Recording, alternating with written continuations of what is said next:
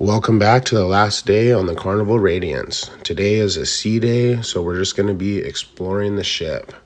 We're going to be playing a mini golf that they have. They also have foosball, they have basketball, they have soccer, they have ping pong, they have a nice cool rope swing that you can go on. All this stuff is included and free. They have a pool, 2 hot tubs in the main area, a pool and 2 hot tubs in the back of the ship as well.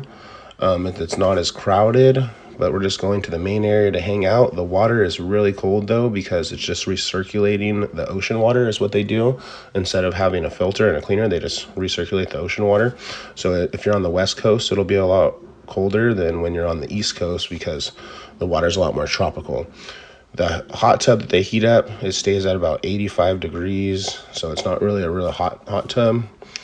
But yeah, when you're on your last sea day, that's when Guy Fieri opens up a Pig and Anchor. It's a really good smokehouse. It's free. It's included on the ship, but it's only open on sea days. And it's only open for lunch. So I highly recommend trying that out. It's right over by where you play mini golf and where you do the rope swing. So if you're ending up doing that stuff on your sea day, it'll be perfect to stop by and grab some lunch.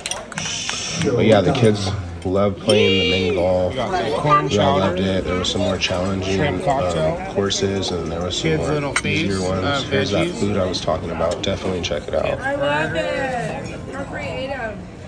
Hey guys, so we just got done with a nice dinner, and now we're going to be going to this Punchliner comedy show.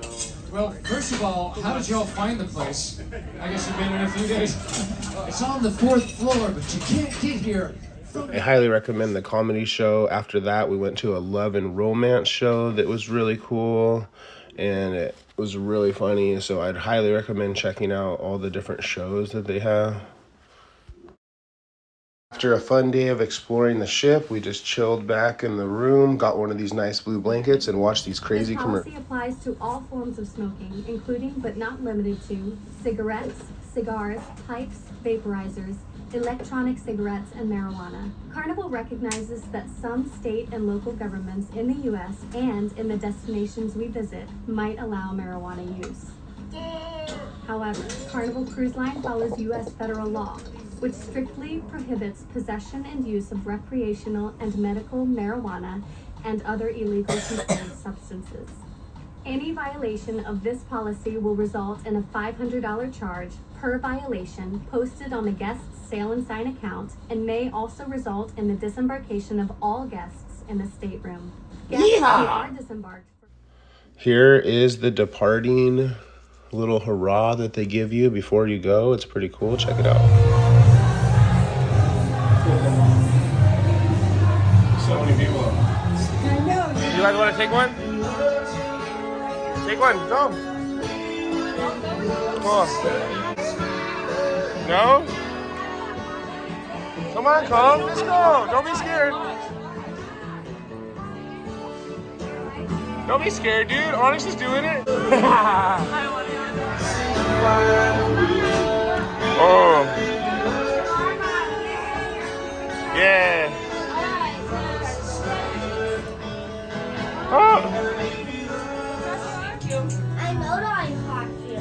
I know. Look, Cat in the Hat. Where's Cat in the Hat? Oh, he's down there. Dr. Seuss is over there. You guys want to get some photos with Dr. Seuss and thing 1 and thing 2?